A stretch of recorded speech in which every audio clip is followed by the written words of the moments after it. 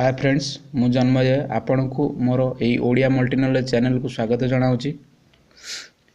मु आज यही वीडियो रे आपण मानकु चंद्रग्रहण एवं सूर्यग्रहण एवं एथि सहित रिलेटेड थिवा जुआर भट्टा एवं केवे पूर्णिमा एवं अमावास्या होता है से विषय किसी सामान्य आइडिया प्रदान करने को जाऊँगी। तो चलतु जानिबा ए विषय किसी हाँ जदि आपण माने मोर ये वीडियोटा को प्रथम देखुतांती तो एवं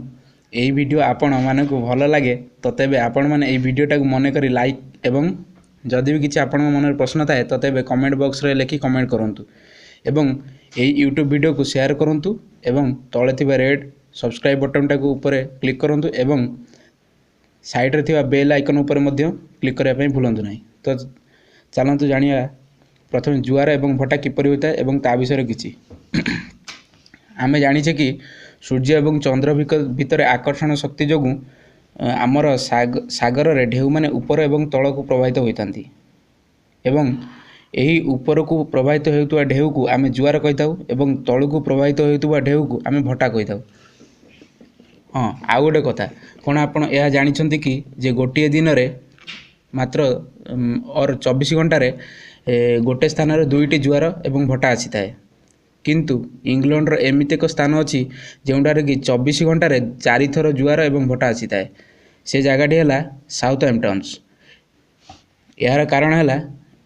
यह एमती एक स्थान जोठार कि दुईटी सागर मिलन होता है गोटे है इंग्लिश चैनल एवं अन्यटी है उत्तर महासागर। तो तेणु इंग्लिश चैनल दुईटी भट्टा आसता है और उत्तर सागर में दुईटी भट्टा आसता है जहाँफल कि से दुईटी भट्टा मिसिकी आमर 4टी जुआर एवं भट्टार सृष्टि होता है। एवं हाँ आउ गोटे कथा होउची आमर बेले बेले यही जुआर बड़ और छोट आकार आसी थाए एवं यही बड़ जुआर को दीर्घ जुआर कही एवं यही छोट जुआर को लघु जुआर कहुए।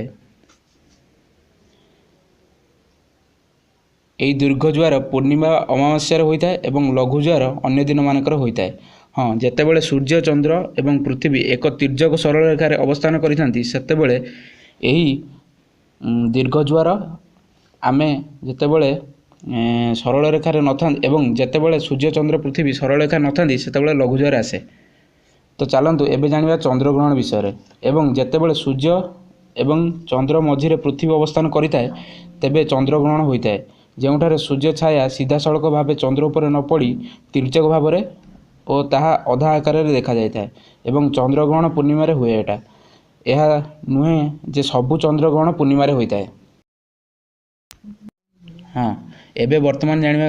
सूर्यग्रहण किपरि होता है जेतेबेले सूर्य एवं पृथ्वी मझिरे आमर चंद्रमा अवस्थान करिथाए सेतेबेले सूर्यग्रहण होता है और सूर्यग्रहण मुख्यतः अमावास्या ही होता है किंतु सूर्यग्रहण सबु अमावास्या हुए ना। तो दर्शक बंधु मु आशा करुँच आपण मैंने यही वीडियो जुआर एवं भट्टा विषय सूर्य जुआर भट्टा एवं चंद्रग्रहण सूर्यग्रहण और पूर्णिमा अमावास्या भितर किसी धारणा पाइए तेणुक आपण मानक अशेष अशेष धन्यवाद।